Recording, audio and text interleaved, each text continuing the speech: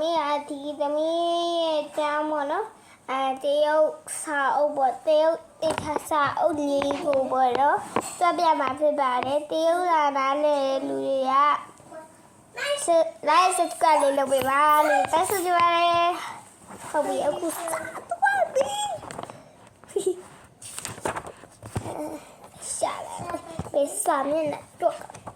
အခုက level 2ကိုရောက်တော့ level 2ချီ level 1မရှိသေးပါလေ level 2တော့ကောင်းပါဒီမှာနှစ်ဖက်နဲ့ရှူရှူရှူနော်ဘာလို့စားကြည်ဂျာ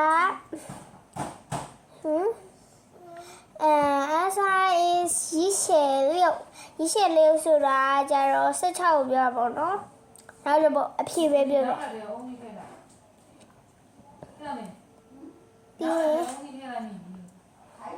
ုတ်ပြီ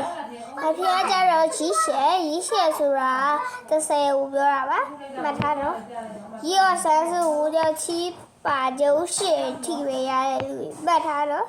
一切六的二十100元的要不要？然后就不三十呗。再来，再转，回路，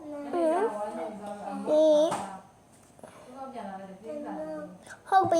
他个叫做106小裤带软路标呗，16标啊不的。16ကိုပြောတာ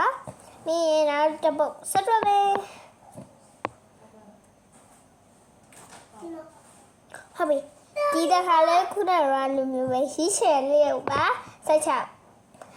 အခုဆိုအလို့ရနေတာပြီဘာဖြစ်လို့လဲဆိုတော့16က3ခေါက်တော့မှရှိဖြစ်တယ်နောက်တစ်ခုကကျတော့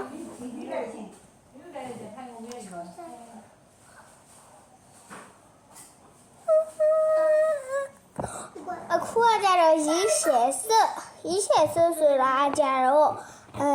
14ကိုပြောတာပေါ့နော်14ကိုပြောတာ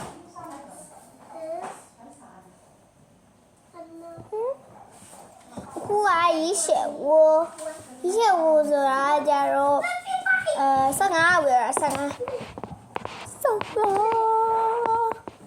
အဲ့ဒါပေါ့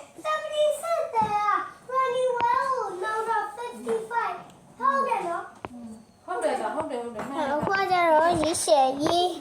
မအေးရကြတော့အေးတပုတ်ပြီးသွားပြီပေါ့နော်ဒီဗီဒီယိုလေးကပါဝင်နောက်ထပ်ပါ2ပါ3ပါ4တွေလာအောင်မယ်